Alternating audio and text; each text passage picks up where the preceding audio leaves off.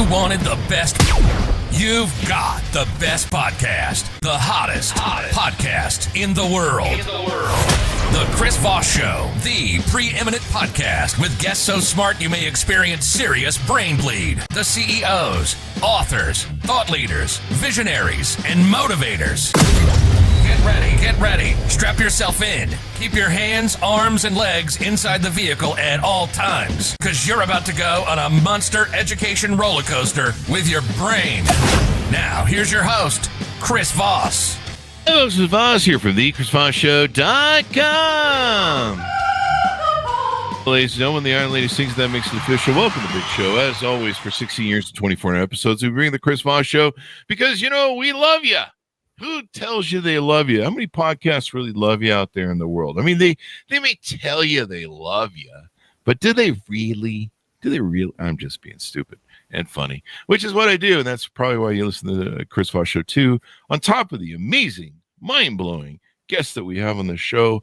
That's why they call it the brain bleed, because they just blow your mind with all their stuff. Anyway, enough with that. The plugs. Go to goodreads.com/Chris Voss, Facebook.com/Chris Voss, LinkedIn.com/Chris Voss, Chris Voss 1 on the TikTokity, and all those crazy places on the internet. Today we have an amazing young man on the show. We're going to be talking about his latest book in the Asker series called The Glass Man, a novel. And it was out August 26, 2025. I'm trying to get further down the year. What am I doing here? August 26, 2025. We have Anders de Lamont on the show with us today, and we're going to get into it. And his series, this is book 2 of the Asker series. And we'll find out what that means, what it's about, and what he's up to in this new series that he's working on, and all that good stuff.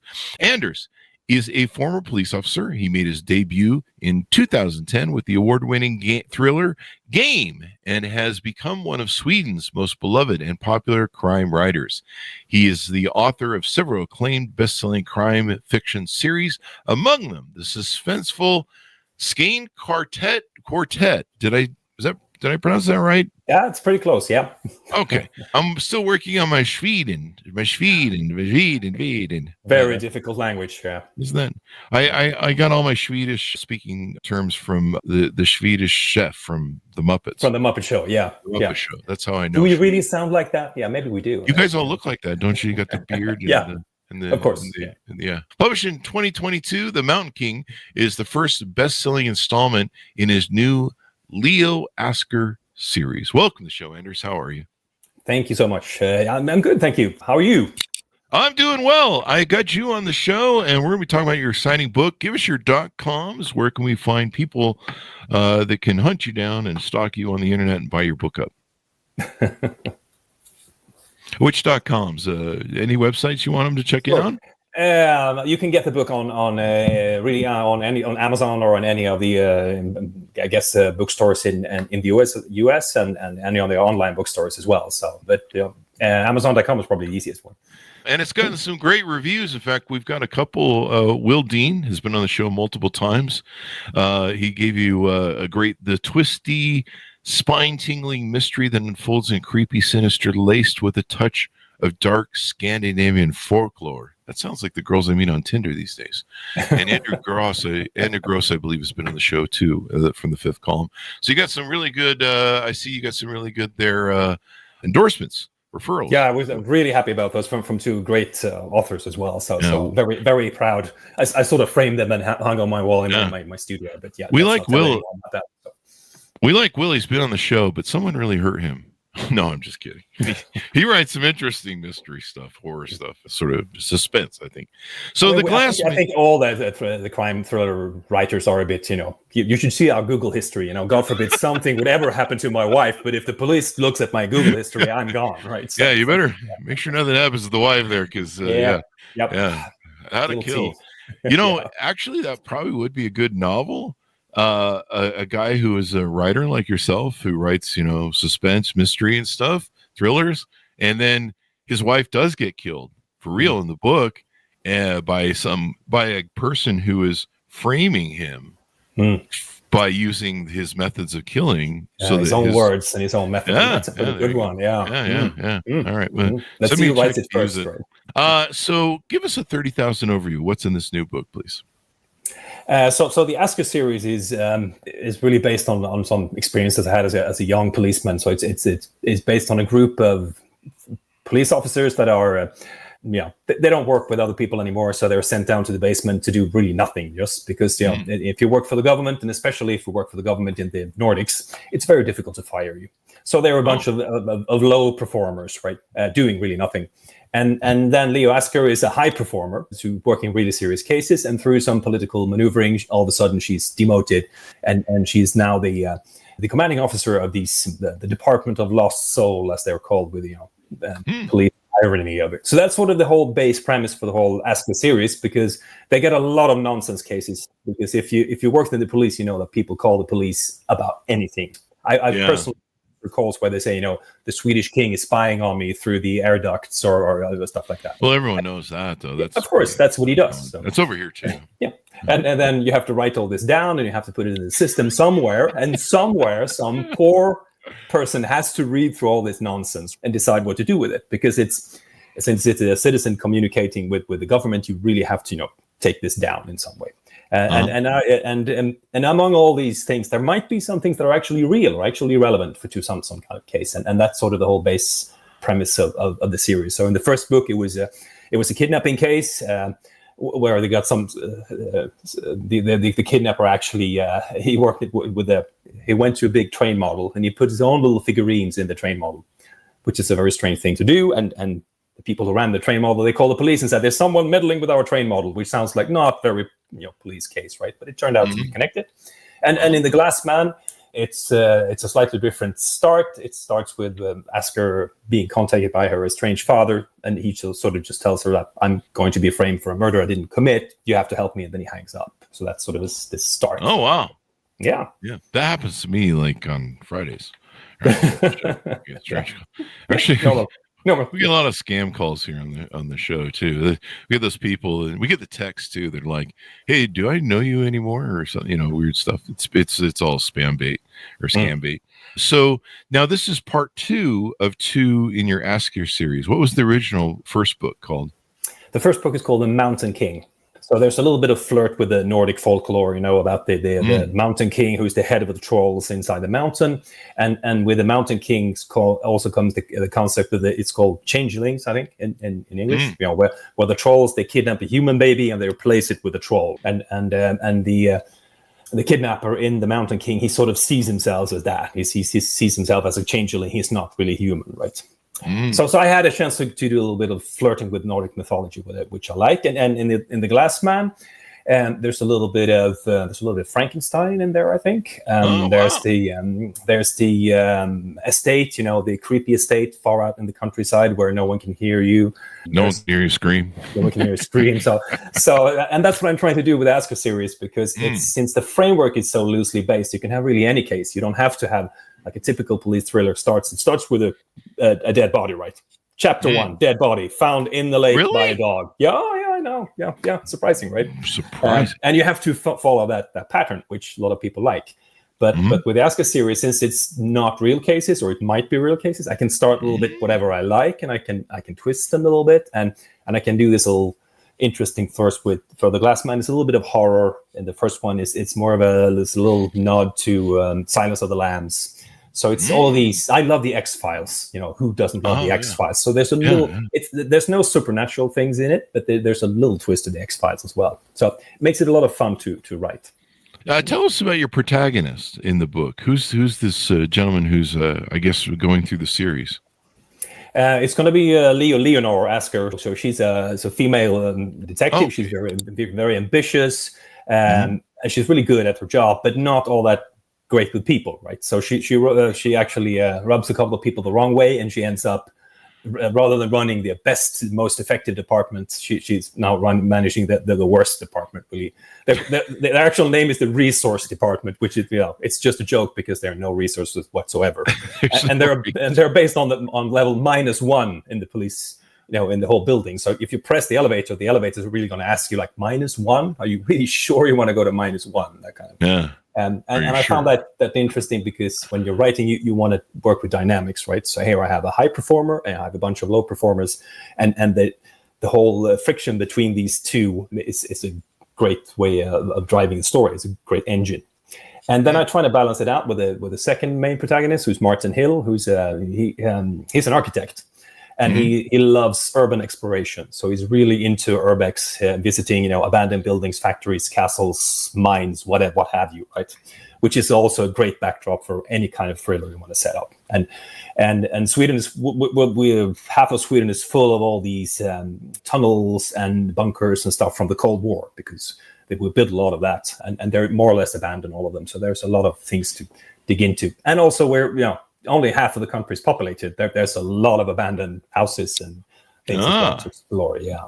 The abandoned houses. Yes. So that's a couple of good protagonists to work with, and they know each other from since they were kids, and they haven't known each other for a number of years, and now they're sort of getting reacquainted again, right? So, yeah. So interesting stuff going on, and all that. How many books have you written total? Let's see. I'm actually working on I have to count. I'm working on my 17th. So I have a couple of different series, and for the Asker series, the third book was published here in Sweden last year, and just before coming on, I'm sort of writing the ending of the fourth Asker book right now. It was supposed to be done last week, but I'm writing it now. So 17 in total, and I also write. Apart from writing these Asker series as a thriller, I also write a murder mystery series together with my wife as well, which is more or less the opposite of a thriller, right? You guys, you do a murder mystery series with your wife, co-writing it? Yeah. Wow. Do you guys get to take out other fantasies you have of strangling each other sometimes over when you have a bad fight or something? Yeah, I think the first question we get wherever we go to present the books, I think the first question is, how much do you argue? How much you fight? Do they really ask that? Yeah. Wow. Yeah. That's the first, whatever comes to. Sometimes it's more like a little bit convoluted, and they try different words, but that's what they want to know, right? The audience wants to know, how much do you fight over this book? And the boring answer is we don't fight. So it's like, that's no fun. Yeah. That's no fun. We have to invent a fight just to keep it. I can just see a thing where, what was that one thing with Brad Pitt, and he eventually became his wife. I think he was between wives or something, or maybe he was with the one gal from Friends, and then the the Smiths, and they get married, and they're both assassins, and then they get in a big fight, and they try to kill each other because that's love. And explains my first 9 marriages, and or divorces. I can't remember which. And and so basically you could come up with ways to kill each other, and you're just like, do you really want to do that to me? Anyway, it'd be funny. I don't know. I'm just trying to do goof. So tell us about yourself. When did you start writing? What were some of your influences growing up? What got you interested in books? And kind of when did you start noticing that you kind of had a knack for it? When did you hit success? Right. As most writers, I'm first and foremost, I'm a reader. So, and I started reading really early because my mother is a librarian. And really? That's an influence for you. County library in southern Sweden, and since I'm born in the 70s, grew up in the 80s, there was no internet, right? So there was there was soccer or there was wrestling, and not your fun part of wrestling, Greco-Roman wrestling. So I was a very mediocre football player and a soccer player, and wrestling sounded deadly.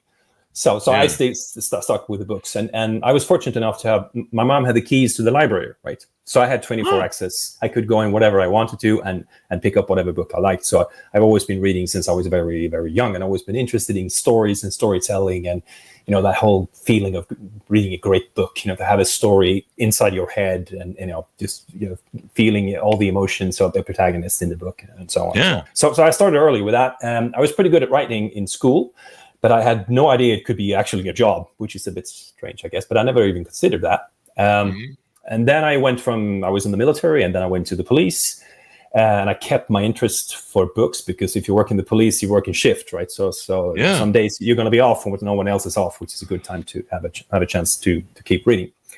And from the police, then I went to the security industry. So I worked for 2 big American companies. I did 4 years for UPS in the Nordics, packaging delivery company.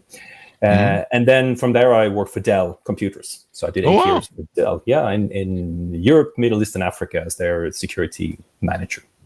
So I did a lot of traveling, and it was still, this was early 2000s up until 2010. So which is the time still you didn't have Wi-Fi on the planes, right? So when you did long flights, which I did, like South Africa or other places, you still had a lot of time to read. And somewhere along those lines, I've been reading a lot, and I got curious. I've been sitting in the back seat of this car now a while. Can I actually drive it? What would it be like to drive the actual car? Can I write a suspenseful story? I mean, I'm interested in reading and writing, and I have a suitable background for writing crime fiction as well. And so that's sort of the idea. So I was like 36 or 37 before I realized what I wanted to be as a grown-up, which is And then see, it's never too late to start, folks. No. I mean, I think most actually you hear about these very young, brilliant writers who write their autobiography when they're 20, but they're few and far between, right? I love the life coaches. I love the life coaches. Oh yeah, life coaches. 20. Yeah. Oh yeah. I love those guys as well. Yeah. I'm a 20-year-old. I'm going to tell you about life. Damn it. Yep. I'm going to be a life coach. Or everyone who has struggled with I work too much, and I was and now I have to tell everyone how not to do it. There's thousands. Most writers actually they don't debut until they're past 30, I think, because also it's about your language and developing it, and also about reading enough stories and programming your brain with storytelling and stuff like that. So it's probably kind of like anything else where you've got to do the prep work. I was listening to Sam Harris's podcast last night, and he was his guy was asking him, how do you get good at using these big words and talking sophisticatedly, which isn't a word. And he said, I read a lot of books. From a very young age, I started reading books. I started challenging myself with words and what they meant, becoming a wordsmith. But really, it's just immersing yourself in that environment, right? And it's kind of like that 10,000 hours trade thing where the longer you spend. I cut you off, and you were telling the rest of your story. I was going to say, it's practice. Like everything else, it's a little bit of talent, and there's this stubbornness. And practice, and then I like the stubbornness part. Stubbornness, because you spend a lot of time just by yourself staring at a screen or like a blank page, and a lot of people have this idea about being a writer. You sit on a cafe and you smoke a cigarette and you drink your coffee and you wait for inspiration to arrive. Right? Yeah, inspiration is not going to write the book.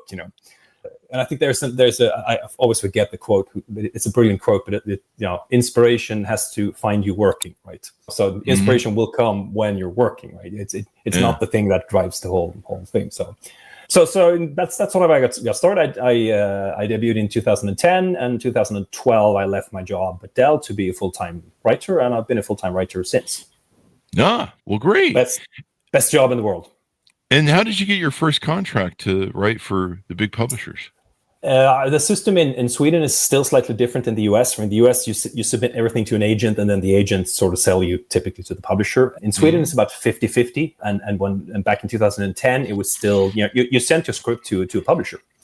And you hope that they'll come back. And typically what would happen is that you get a letter like 3 months later on saying, dear Mr. I actually had one. The worst one I ever had was, dear, fill in name here. They forgot to put my name in, right? And then, thank you for your script. So fill in title here, right? Unfortunately, it's not suitable for publication. So they couldn't just say, no, thank you and no thank you. They have to tell me it was unsuitable to be published. They had to shove the shiv right in there. Yeah. And turn the knife a little. Oh yeah, and I've reminded them of that later on when I became very successful. Of course, it was my turn to twist the knife. Those are the best. Those are the best revenges right there. I think that's funny. You took remember this? Yeah. I still have my rejection notes for my book and stuff that I kept, and now I get to have a laugh. But most writers get them, right. It could be the fact that it's actually not very good, but it could also be an idea that the publisher you don't fit their list. They already have something similar. They don't believe in that type of book at the time. The wrong person gets to read it. There's so many factors involved in the whole process that if you knew it beforehand, you probably wouldn't even submit your script, right? So Mine was a business book, and I submitted it to Wiley because they're still big into business books, but they're into business books there, and it was just at the advent of the launch. It actually had been around for 6 months. The iPad, and it was doing so much destruction and change to the publishing business. And I think Amazon was starting to rise at that point where you could self-publish, and it looked like maybe the book publishing business was going to go dead, the physical one, because it looked like the iPad was going to become the new way people read stuff. And so I think my first rejection was from Wiley, and it was like, in the current environment, we're not taking new authors, we're only doing established ones because we don't really understand what's going on. Steve Jobs guy, something to that effect. So now you're writing. They knew your name, and they actually knew the name of the script. So that's still a step up from my worst one. Right? I think, I do think the fill in the blank thing is pretty funny. That's classic to have, right? It's just could it be any more generic than this, right? Yeah, I think there's some famous songwriters, musicians that have rejection letters like that. Maybe Elvis Presley and some other people where they're like, "Sorry, sir, you're not really going to go anywhere with this music," and they went somewhere. So I think Stephen King may have some rejection letters like that, maybe from his early days.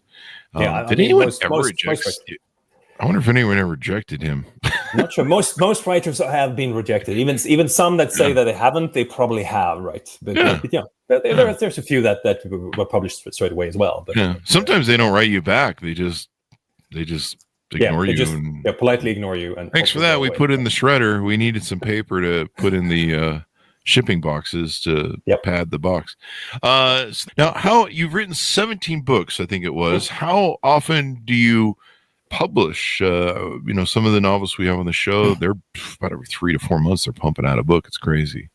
I've been publishing one book a year for most of the years, and now the past years I've 2 a year, since I co-write one with my wife. We have one in the spring here in Sweden, and I have one by myself in fall. So that's more or less how it works right now. So, and I think that's more or less what you can. That's what I can perform right now under the right circumstances, and it's still rather tight. And then, do you have other series that you have with characters moving through those series, or is this the only one?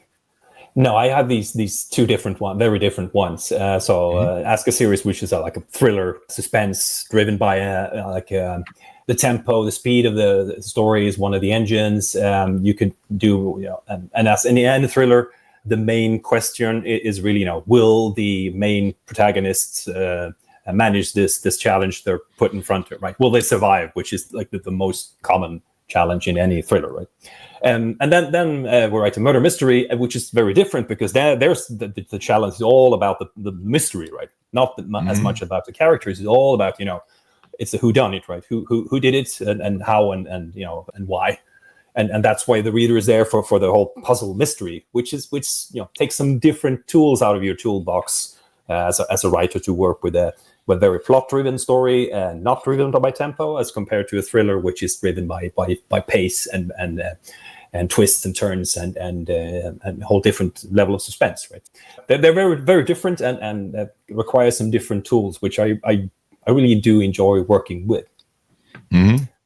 And then also the murder mystery story we have, they're set in Italy, which means that I get to do, and my wife is half Italian, we get to do some very, very nice research for those books, right? We have to go there, we have to eat the food and drink the wine and then check out the sites. So, that's the smart thing novels do. They're always like, we're vacationed. Paris. Okay, so I need to go there and have it paid for so that I can do the research. Perfect.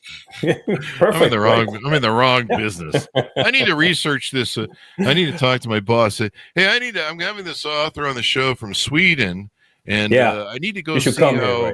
I need to go see the local Swedish, sites, so that I can, the beautiful vistas and views of mountains and stuff. And also, you need to find out if we all actually talk like the Swedish chef. Yeah. Plus, I need to check on my money and my number to count. That's not really a thing anymore, is it? Switzerland. So it's not Sweden, but it's Switzerland are money, cuckoo clocks, and chocolate. That's right. Yeah. And we're the polar bears and IKEA and ABBA. ABBA, that's us. Yeah. ABBA. Okay, now I know where you're at on the map. And IKEA. Yeah. IKEA, of course. I grew up. I was born in '68, so I know my ABBA. Remember when they used to rule the radio, man? They just like them and Steely Dan. They still do. You still hear ABBA songs everywhere. I think so. Yeah. Same with Steely Dan. I mean, it's just timeless music. So the disco era. But thanks for correcting me. I evidently need more coffee this morning. I'm kidding me. SWs. We live in America, and nothing outside America matters pretty much. So even now, worse in 2025, I guess. It's kind of weird.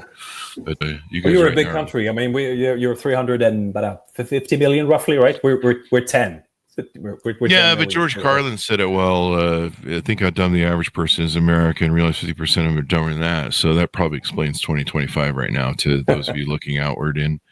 Anyway, we won't get into that, but it's a fun world to live in. But one of the other things I was going to say to you, we've had a lot of novelists on the show, and some of them come from military backgrounds, some of them come from police detective backgrounds, like you did.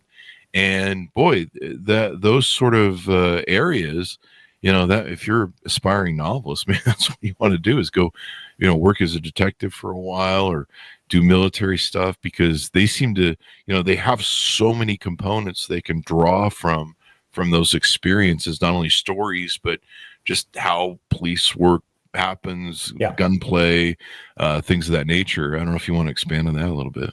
Yeah, I mean, it certainly helps, especially if you're writing about police officers or investigations or whatever. It helps to knowing how the whole process works, and I guess it's more or less similar internationally as well. This is how you investigate the crime, and writing about it has some challenges, especially when you know the details, because not all the details are interesting. Actually, 85% of the details are very uninteresting for any reader, right? Mm-hmm. So the challenge then becomes, how can I, with my background, still write the story that everyone now expects is very realistic? How could I do that, skipping the parts that are realistic but boring, keeping the interesting stuff, and not having my friends mock me saying you don't know how things work, right?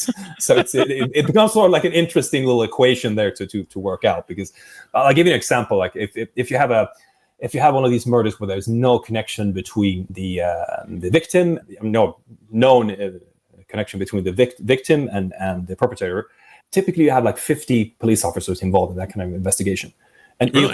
you can't write a book with 50 different police officers in it. It's going to be different people doing the crime scene investigation. They're going to be someone doing the interviews. There's going to be a lot of interviews. There might be like 100 interviews, or if like 95 of those interviews is going to say, I didn't see anything, didn't hear anything either. But you still have to do them. But I can't write 95 interviews and present them to the reader and say, here's another interview that's, didn't see anything either. Let's move on. So there's a lot of that. Whenever you see like, here are the files, it's going to be like these big boxes with files. A lot of that's going to be just, marking the boxes, ticking the boxes and saying, we've done this, we checked that, wasn't there. That's not where we're looking, right? And I have to find a way to get around that, not having to describe that to the reader, because it's very uninteresting. And that's one of the reasons why I created the Department of Lost Souls, because they don't really do any police investigations, or if they do, they don't have to follow the normal rules either. So that's my way of cheating the whole being a crime writer with a police background kind of challenge. Department of Lost Souls. Did I get that right? And it's really funny because I've traveled around a lot in Europe and some other countries as well, talking about the books. And a lot of time I meet other police officers. We sort of recognize each other. It's something strange with I don't know. Police officer sort of keeps your eye contact 2 seconds too long or something like that. But and whenever I talk about Department of Lost Souls, or everyone goes, they nod. So do you have them too? Yeah. I like the name. It's pretty catchy. Yeah, I think I might put that on my. I think I might put that as my profile Tinder title. Department of Lost Souls. That might be. And I was in Spain, and I talked to the police commander there, and he said, in Spain we call it Siberia. He said, Siberia. We send him to Siberia. That was Department of Lost Souls. They call it Siberia. If you're sent to Siberia, you're not doing any police work anymore. You're just waiting to get your retirement, and that's it. So. And I think it's also applicable like in any big government organization. When it becomes too big, there's going to be people there that are just doing the internal stuff, right? So and that has nothing to do with like the core experience. They're going to be doing some stuff that no one even knows about, and especially in the government, because it's so big and it's difficult to lose your job if you're working for the government, right? What's the future coming up that you can tell us about? I mean, some of these things you keep secret, but what's any future books on the slate to be released anytime soon on either? We just in May we just released the second murder mystery series. They're actually called Murder Under the Sun, which is in Italy.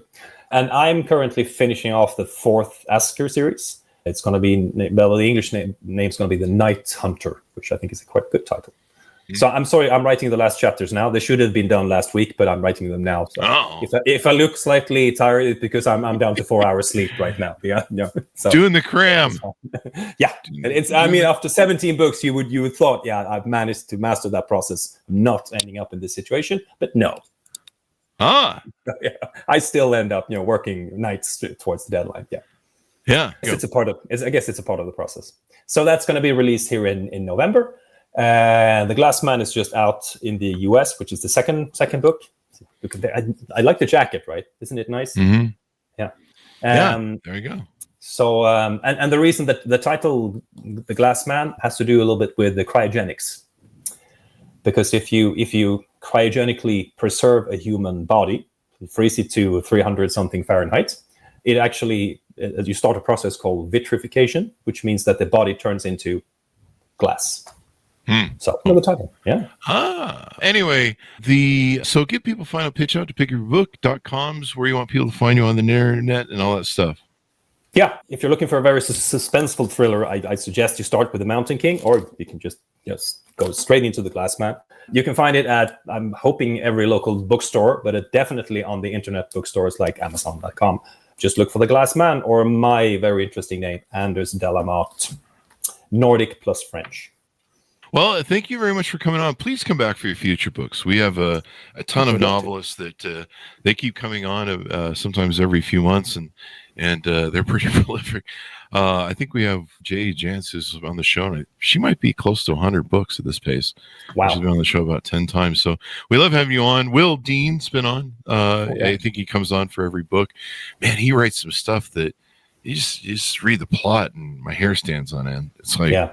It's like wild. So I'll have to get into your books and check them out as well. So thank you very much for coming on the show. Thank you for having me. Thank you. And thanks, Arnett, for tuning in. Order up The Glass Man, a novel, part of the Asker series, book 2 of 2. It's out August 26, 2025. I think that's tomorrow. So you can buy it right off it's today, or it was yesterday. I don't know what day it is. Chris needs more coffee of it. Yesterday. Yeah. I don't know what. Clearly he needs more coffee. So I'm going to go do that, folks. Go to goodreads.com/Chris Voss, LinkedIn.com/Chris Voss. Chris Voss won the TikTok, and Facebook.com/Chris Voss. Thanks for tuning in. Be good to each other. Stay safe. We'll see you guys next time.